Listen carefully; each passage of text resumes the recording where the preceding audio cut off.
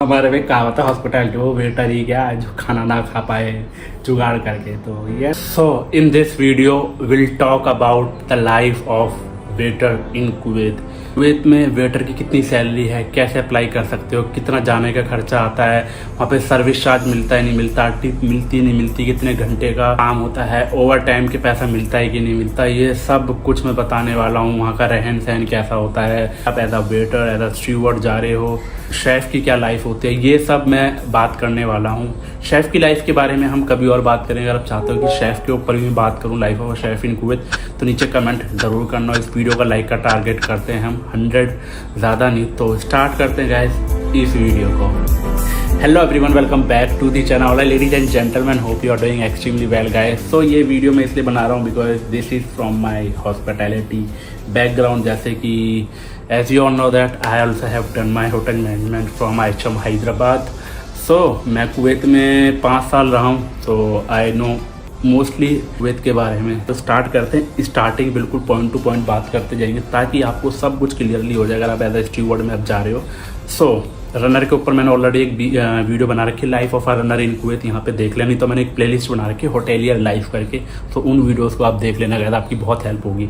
सो यहाँ पे अगर आप इंडिया में काम कर रहे हो तो सबसे पहले हम ये भी बात करेंगे कि अगर आप क्या ज़रूरी है कि आपके पास डिप्लोमा डिग्री होनी चाहिए एज अ स्टीवर्ड के लिए, यानी एज अ वेटर। अगर आप वेटर की बात करेंगे, हम बात करेंगे कि आप ज़रूरी तो नहीं है कि डिप्लोमा डिग्री जिन्होंने की है कि वही जो जा सकते हैं कुवैत में एज अ वेटर। नहीं, ऐसा ज़रूरी नहीं है। देखो, जिन्होंने डिप्लोमा डिग्री की है वो तो जा ही सकते हैं। जिन्होंने नहीं की, क्योंकि इंडिया में भी तो लोग ऐसे होते हैं ना जिन्होंने डिप्लोमा डिग्री नहीं की होती, कम पढ़े लिखे हुए हैं, तो वो नहीं जा सकते क्या कुवैत? बिल्कुल जा सकते हैं गाइस, बिल्कुल जा सकते हैं। मैंने ऐसे बहुत सारे लोग देखे हैं जो लोग पढ़े लिखे नहीं हैं लेकिन वो वहाँ पे काम कर रहे हैं, अच्छा काम करते हैं। लेकिन उसके लिए आपको मेहनत करनी पड़ेगी भाई।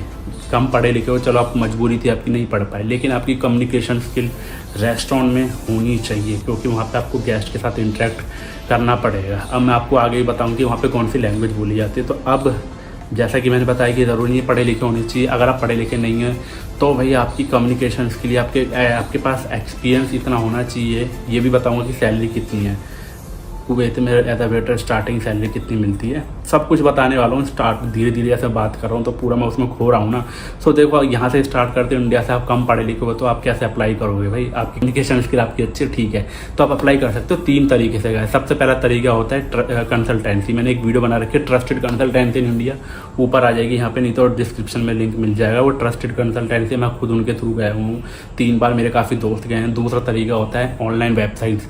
तो top 10 online website for jobs in Kuwait, नीचे डिस्क्रिप्शन में लिंक है, नहीं तो यहाँ पे आ जाएगा, देख लेना, उनके थ्रू अप्लाई कर सकते हो। तीसरा होता है विजिट वीज़ा पे जाके। तो विजिट वीज़ा तो मैं ज़्यादा प्रेफर नहीं करूँगा मैं खुद, क्योंकि इतना लोगों के पास टाइम नहीं होता। विजिट वीज़ा में एक अलग ही एक लंबा टॉपिक है, उसके ऊपर अलग वीडियो बनाएंगे। तो मोस्टली जो लोग हैं ना रेस्टोरेंट लाइन से रिलेटेड, वो जाते हैं कंसल्टेंसी के थ्रू। जिनके पास पेशेंस होता है वो भैया अपना धीरे धीरे अपने इंडिया में भी जॉब कर रहे हैं, ऑनलाइन अप्लाई करते रहो, और जब कोई रिप्लाई आएगा, क्योंकि रिप्लाई बहुत धीरे से आता है, मैंने खुद ट्राई किया हुआ है। कंसल्टेंसी का ये है कि 3 से 4 महीने में आप इजीली, जो प्रोसेसिंग टाइम होता है कंसल्टेंसी का 3 से 4 महीने होता है। ये भी मैंने एक पॉइंट कवर कर दिया, ठीक है। आपने कंसल्टेंसी के थ्रू अप्लाई किया, जो भी ट्रस्टेड कंसल्टेंसी अप्लाई किया, इंटरव्यू हुआ, मैंने एक वीडियो बना रखी कंसल्टेंसी इंटरव्यू कैसे कराती है, वो देख लेना पुरानी वीडियो। थोड़ा अगर नए हो तो पुरानी वीडियोस को देख लो, आपकी हेल्प होगी। सो यहाँ से अप्लाई किया आपने, जॉब लगेगी तो आपके बोलेंगे कि आपके डॉक्यूमेंट्स दिखाओ। डॉक्यूमेंट्स नहीं है, ठीक है, लेकिन आपके पास एक्सपीरियंस, आपकी कम्युनिकेशन स्किल अच्छी है, तो आपका इंटरव्यू आप कर लोगे गाइस, आपको ले लेंगे। क्योंकि मेरे साथ भी काफ़ी दोस्त ऐसे थे जो 10वीं भी उन्होंने पास नहीं की थी, लेकिन उनकी कम्युनिकेशन स्किल ठीक ठाक थी, अच्छी इंग्लिश बोलते थे। कि इतनी इंग्लिश आनी चाहिए आपको कि आप गेस्ट से बात कर सको, क्योंकि वहाँ पे जो लैंग्वेज है अरेबिक तो चलती, लेकिन वो अगर आप इंटरव्यू दे रहे हो तो कुछ रेस्टोरेंट में अरेबिक प्रेफर्ड है, यानी ज़रूरी है, लेकिन मोस्टली ऐसे रेस्टोरेंट जहाँ पे अरेबिक ज़रूरी नहीं है। उसके लिए जब भी आप वहाँ पहुँच जाओगे ना गाइस, तो वहाँ पे धीरे धीरे नॉर्मली, जब होता है ना लोकल लैंग्वेज सीख जाते हो, नॉर्मली बेसिक, पानी को माई बोलते हैं, कैसे हो, जैसे हम बोलते हैं ना कैसे हो, तो वहाँ पे बोलते हैं की फ़ाल, यानी कैसे हो। तो ये सब चीज़ें, दिजाज हो गया, दिजाज को चिकन बोलते हैं। तो ये सारी चीज़ें आप सीख जाओगे, बेसिक, कोई दिक्कत वाली बात नहीं है। लेकिन इंग्लिश आपको आनी चाहिए इतनी कि आप बात कर पाओ गेस्ट से और इंटरव्यू क्रैक कर पाओ। ये तो हो गया कि पहली बात की भाई लैंग्वेज इंग्लिश आपको आनी चाहिए। अरेबिक ज़रूरी नहीं है, लेकिन सीख जाओ, कोई दिक्कत नहीं। हिंदी तो वहाँ चलती नहीं है, तो है ना कि हाँ भैया खाना लेके आ जाओ, वो सब सिस्टम नहीं है वहाँ पे, ठीक है। तो ये हो गया। अब बात करते हैं हम कि वहाँ पे सैलरी आपको मिनिमम कितनी मिल सकती है अगर आप फ्रेशर हो तो।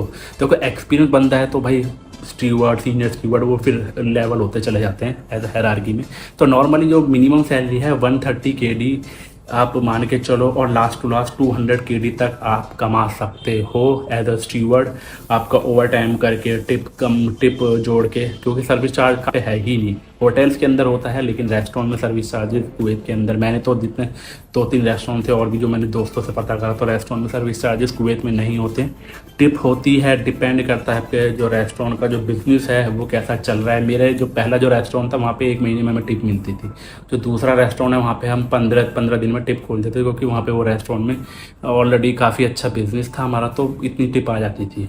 तो वो सब में डिवाइड होती थी, किचन डिपार्टमेंट में, हाउस कीपिंग में, और प्लस में फिर सर्विस में, सब में। वहाँ पे पॉइंट्स वाला सिस्टम तो मैंने नहीं देखा, सब में इक्वली डिवाइड होती है भाई। तो मैंने टिप के बारे में आप लोगों को बता देगा, टिप सब में इक्वली डिवाइड होती है, डिस्ट्रीब्यूट होती है। बात करते हैं ओवर टाइम को लेके, जैसा कि मैंने ऑलरेडी पहले ही बता दिया कि आपके जो वर्किंग आवर्स होता है ऑफर लेटर में लिखा रहता है 9 घंटे। अगर 9 घंटे से गाइस आप ज़्यादा करते हो तो वहाँ पे आपको भाई ओवर टाइम मिलेगा। इंडिया की तरह नहीं 10-10, 12 घंटे पागलों की तरह काम कर रहे हैं, कोई पूछने वाला नहीं है ना ओवर टाइम के बारे में ना किसी चीज़ को लेके। लेकिन वहाँ पर भाई प्रॉपर स्ट्रिक्ट रूल है, लॉ इंडिया में भी लेकिन फॉलो कौन करता है, बट वहाँ पे होता है, इसलिए सब लोग बाहर जाके काम करना चाहते हैं। और अच्छा भी लगता है, क्योंकि जब मेहनत करते हैं और उतने हमको पैसे मिलते हैं ना, तो अच्छा लगता है कि हाँ और मेहनत करें। तो भाई आपको 9 घंटे का से ज़्यादा अगर आपको ओवर टाइम करते हो तो आपको पैसा मिलेगा। गया आपको एक चीज़ और बता देना चाहता हूँ कि अगर आप चाहते हो कि भाई, मेरा तो वैसे देखो ओवर टाइम 1 घंटे का 700 फील्ड था, और मैं सैलरी तो नहीं बताऊँगा, बट हाँ मेरा 1 घंटे का ओवर टाइम था, तो 1 घंटे का ओवर टाइम का 700 फील्ड था। लेकिन अगर आप चाहते हो कि एक वीडियो बनाओ जिसमें मैं आपको ये बताऊँ कि कुवैत में 1 घंटे का ओवर टाइम का कितना पैसा मिलता है, नीचे कमेंट सेक्शन करो, कमेंट सेक्शन में मुझे कमेंट करो और मुझसे पूछो, तो डेफिनेटली इसके ऊपर भी वीडियो बनाऊँ प्रॉपर डिटेल में, किस तरीके से वो होता है ओवर टाइम, किस तरीके से कैलकुलेट किया जाता है, क्या क्या चीज़ें होती है। अब बात करते हैं खाने पीने को लेके। ये सब चीज़ें तो बात हो गई, अब इसमें भाई खाने पीने का क्या सीन है। भाई देखो, कंपनी ने ऑफर लेटर में लिखा फ्री एकोमोडेशन, फ्री ट्रांसपोर्टेशन। आपकी सैलरी में ना गाइस, आपको सैलरी में आपको फूडिंग का बहुत ही 0.1% कंपनी ऐसे होगी जो फूडिंग आपको देती है। फूडिंग आपको कंपनी ऑलरेडी पैसा देती है अलग से 20 KD जो सैलरी रहती है ना, जैसे फ्री एकोमोडेशन, फ्री ट्रांसपोर्टेशन, ऐसे ही आपको लिखा रहेगा। फूडिंग का है 20 KD, सैलरी आपकी 200 KD, इस तरीके से। तो 20 KD आपको अलग से मिलेगा, वो आप उसको खर्च करो, 20 KD में खाना खाओ, 30 KD में खाओ, 40 KD में, 10 KD में, वो सब आपके ऊपर डिपेंड करता है। बट अगर मेरे से पूछा जाए कि अगर खाने पीने का खर्चा है, तो खाने पीने का खर्चा है यार, मैं क्या ही बोलूँ इसके ऊपर। मैंने ऑलरेडी एक वीडियो बना रखी है, cost of living in Kuwait, वो वीडियो आप देख लेना मेरी वीडियो में, तो प्रॉपर डिटेल में खाने पीने का खर्चा कितना है, सिम का खर्चा कितना है, राशन पानी का कितना खर्चा आता है, टैक्सी का कितना है, बैग बस का कितना, ये सब खर्चे के मैंने उस वीडियो में डिस्कस कर रखा है, आप देख लेना। सो ये चीज़ होगी खाने पीने को लेके। हाँ, बट ऐसा भी होता है कि रेस्टोरेंट में काम कर रहे हैं तो भाई सर्विस लाइन के बंदे, किचन वाले बंदे को कौन खाने से रोक सकता है। ठीक है, तो वही वाली बात है, तो चल जाता है, डिपेंड करता है ब्रांड टू ब्रांड। बट हमने तो खाया भाई, हमने तो खाया है। हमने सुपरवाइज़र में भी काम किया है, मैनेजर्स को चलो एक ऑफर वो तो रहता ही है कि इंक्लूड होता भी है, नहीं भी होता किसी कंपनी। बट अगर आप वेटर हो तो वेटर को भाई, बट आपके अंदर वो हुनर होना चाहिए यार भाई। ठीक है, वो वेटर ही क्या खाना ना खा पाए निकाल के, ठीक है। हमारे में कहावत है हॉस्पिटैलिटी, वो वेटर ही क्या जो खाना ना खा पाए जुगाड़ करके। तो ये चीज़, अगर आपको कोई किस्सा तो मुझे ज़रूर बताना। और आई होप कि गाइस मैंने सब कुछ कवर कर लिया होगा। और आई थिंक मैंने बता दिया ना, कुवैत में जाने का खर्चा तो बस यही है, 60, 70, 80 हज़ार रुपये लगता है कंसल्टेंसी के थ्रू आप अगर जाओगे तो। बस ये सब चीज़ें हैं, लाइफ ये है, टिप वगैरह वगैरह, सर्विस चार्ज है नहीं, सर्विस चार्ज होटल के अंदर होता है, बस ये सब चीज़ें है।